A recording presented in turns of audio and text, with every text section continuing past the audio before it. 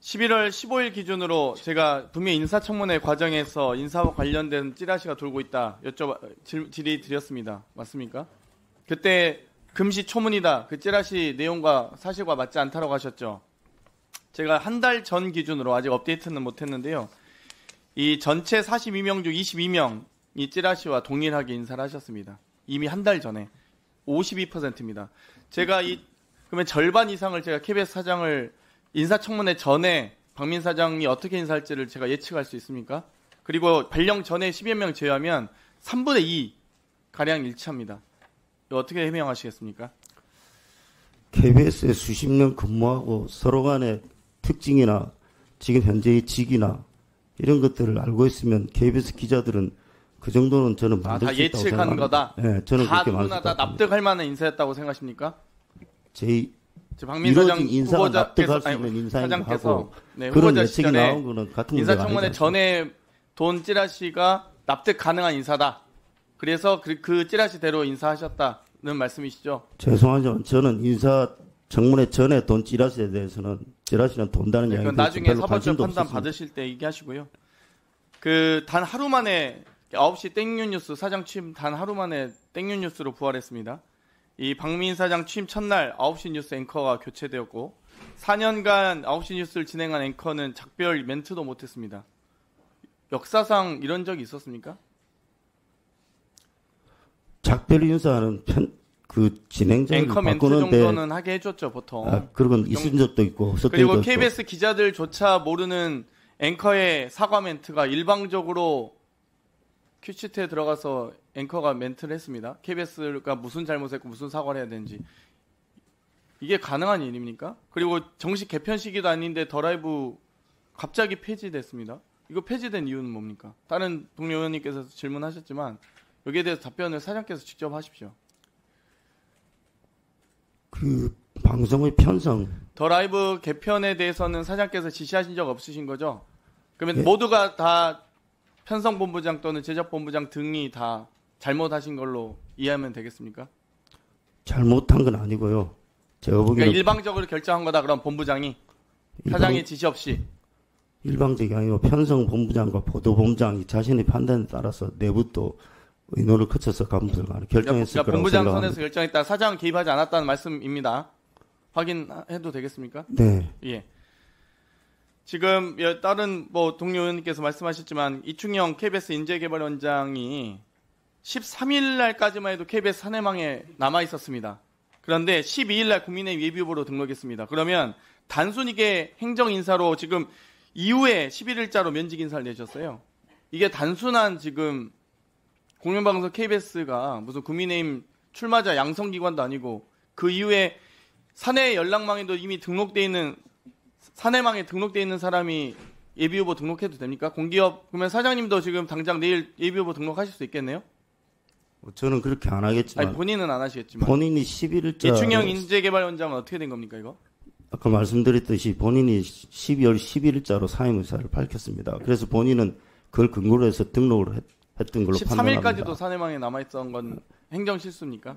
그럼 그 행정실수에 대한 과정과 절차를 서면으로 제출하실 수 있습니까? 네, 제출하겠습니다. 예, 제출하시기 바랍니다.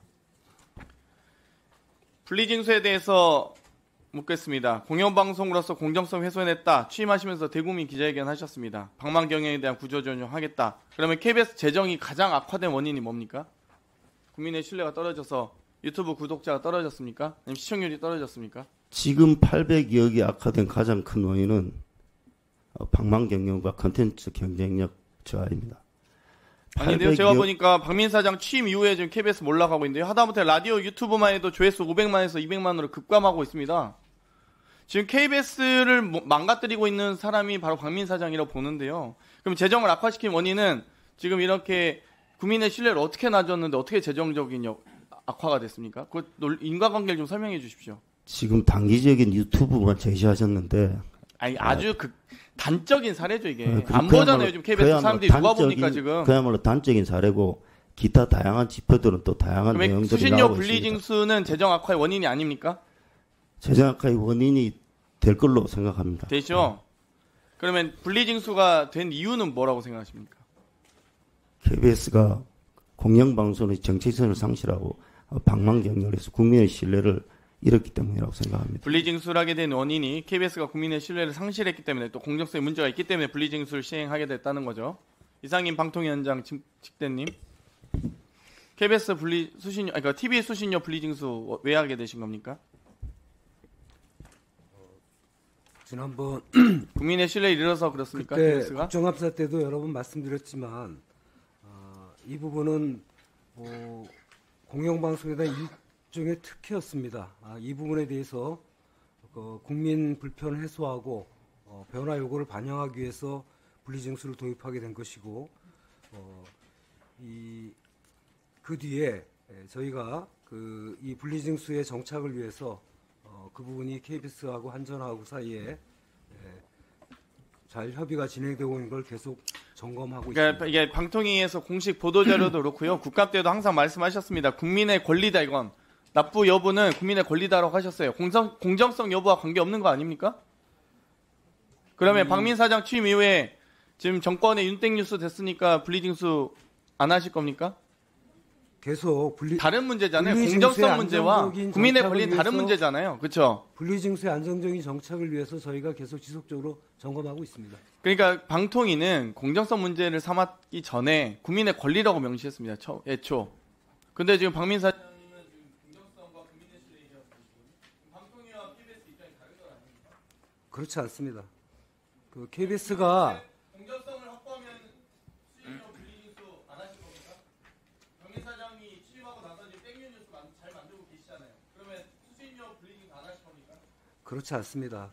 KBS는 특히 이런 경영 합리화, 방망 경영 개선을 위해서 경영 효율성을 우선적으로 확보할 필요가 있다고 생각합니다. 계속 분리징수 하실 거죠?